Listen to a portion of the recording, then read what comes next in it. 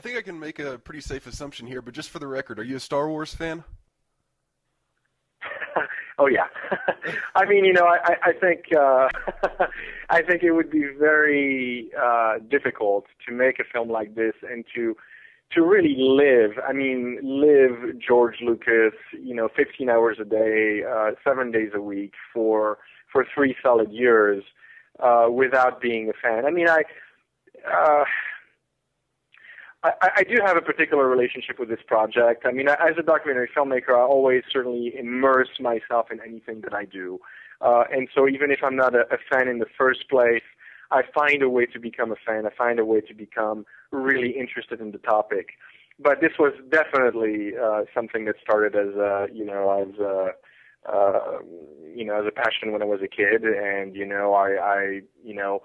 I was raised in Switzerland, in Geneva, and my first memory actually of Star Wars on the big screen was Empire Strikes Back, and but I had all the toys even prior to that, and I can't tell you what my first memory of Star Wars is, but I do remember very distinctly Luke, I am your father moment in this theater in Geneva, and I remember standing up in the theater, and looking at my mom, just wondering what the hell, this. I mean, it was this kind of devastating, and I mean, I know so many. I mean, I've talked to so many people from my generation who've had the same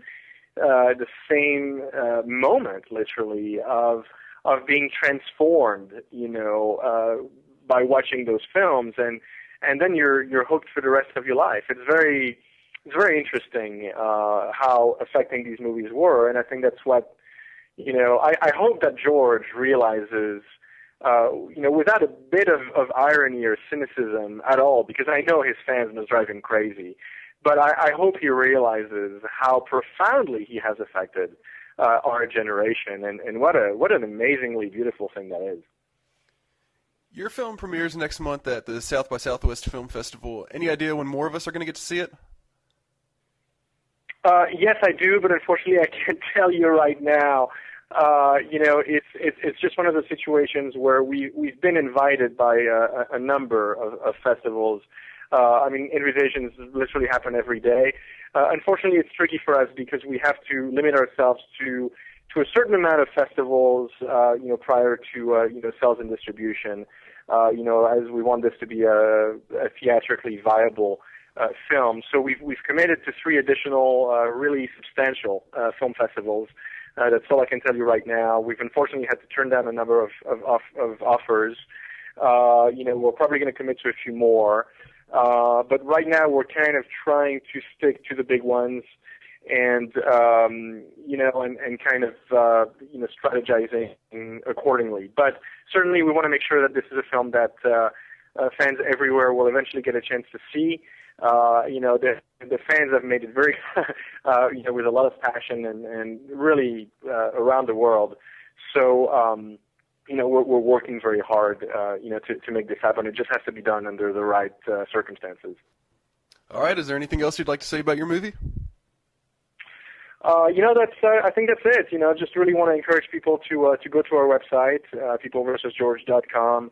And, they should, of course, join our mailing list if they're interested in the film and want to know where the film is going to be screening, have the latest updates on what's happening with us, and, in terms of eventually, of course, DVD and Blu-ray releases.